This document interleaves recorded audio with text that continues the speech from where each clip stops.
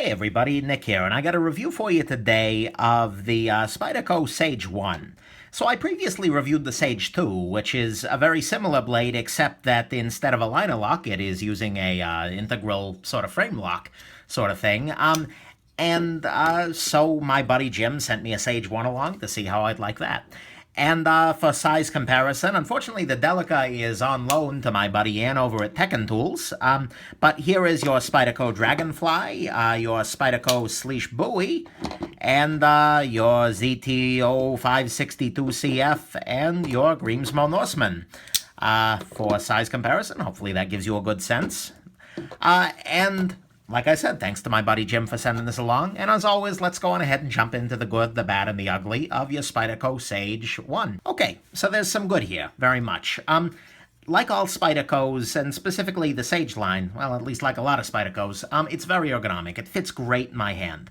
You've got your finger choil here, you've got another, it slides right into your hand and it's not going anywhere. That's a nice thing, and that's one of the things that the Sage line does best. The steel is good. It's S30V, which is just fine. It's good to go. No complaints whatsoever about S30V.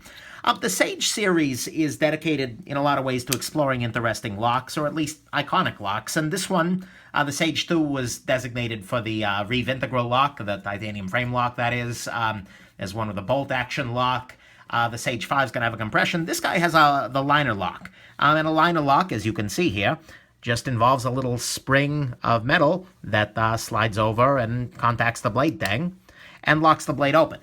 This is a very good liner lock. It's very rock solid, and it also is easy to operate, especially compared to some of your frame locks. A good liner lock is very nice because you just slide it over slightly and it goes. So it's a good lockup, but it's very easy to manipulate, which I appreciate very much. So it's a well done liner lock, which is good. The carbon fiber here, although I suspect that the carbon fiber is only the very top layer here, and there's G-ton underneath it, but it lends a pretty overall attractive effect. I'm a fan of it in that way. So that's nice and gives a nice aesthetic. And the presentation side matches the back side, and so it really is flippable in a way that a lot of your frame locks aren't. Which is good. It has the Spyderco wire clip, which is good. It makes for a nice deep carry for the knife, and so I appreciate the wire clip pretty much always. And, it's also a blade that's under 3 inches. I believe the cutting edge here is like 2 5/8, and the whole thing is 3, which means that, it's going to be legal in a whole lot of places. So I appreciate the fact that they're making small knives like this. Good stuff. And really, I think that's about it on good. It's steel liners on both sides. It's not that heavy, and, pocket's okay. So, there's your good. It's got good steel. It's got a good locking mechanism. It's really great in the hand. It looks okay, and it's got the Spyderco wire clip. Let's jump into your bad. So the bad on your Spyderco Sage 1 here, a couple of things. First and foremost, it's a Taichung Spyderco, which means that surfaces are sharp that shouldn't be. For instance, the inside of the spider hole is fairly sharp, and particularly this little notch right there where the full flat grind intersects with the spider hole, that leads to a very sharp little place that I'm not a big fan of. It tears at the thumb a little bit. So that's something that the whole Taichung Spyderco factory needs to work on. The pocket clip is painted, which means that it's going to scratch off, and sooner or later your clip's going to look really ugly, and I'm not convinced that shouldn't have just been a silver clip anyways. The Sage line is always a little bit big in the pocket, just because of this leaf shape.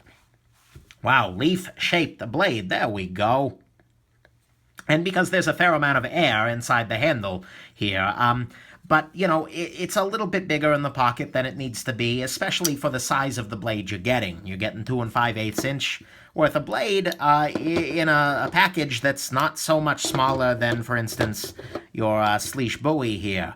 So there's a whole bunch of, whoops. I think you can tell which one I really want to be talking about, huh? Oh, that's cold. Sorry, Sage 1. But anyways, there's just a whole lot of knife in your pocket for relatively little cutting edge. And, yeah, that's really about the bad on it. It's a very solid little knife. And actually, I've thought really hard about the ugly, and I would say the only ugly thing here is the price, and that's about 129 bucks, 130, someplace in that range. And that just seems like a lot. It's S30V, which is fine, but it's a liner lock, and you can get much better knives in Spyderco's lineup for that same price. And so I'm just not a big fan of this at 130 bucks. So, yeah, there you go. There's your ugly. It's just a little bit more than it needs to be for a S30V relatively vanilla liner lock. What's the final verdict here? So I'm one of relatively few people in the knife world who doesn't really love the Spyderco Sage series. And at first I thought it was just the Sage 2, and maybe that's because I'm a frame lock snob or something like that. But then I handled this guy, and I handled the Sage 3 in a store, and I just realized that they're just, I don't know, they leave me cold. But the thing is, on paper and just in practice, they're fine. The lockups are good. I mean, they're using good locks, and that's the point of it. The ergonomics are good. The leaf shape is fine. It's an effective cutting tool. The steels are good. The prices are a little high, but, okay, whatever. But at the end of the day, for some reason, it just doesn't do anything for me. I look at this and I think, yeah, it's a pocket knife. It's fine. But do I want to carry it? No, not particularly. I've carried it for the review, but beyond that, So, I guess that's kind of where I land, is that, this is a fine knife. And if you're looking at it and you're in love with the style, it's the most beautiful thing you've ever seen, then get it. There's nothing really bad wrong with this. And especially if you can get a good price used, do it.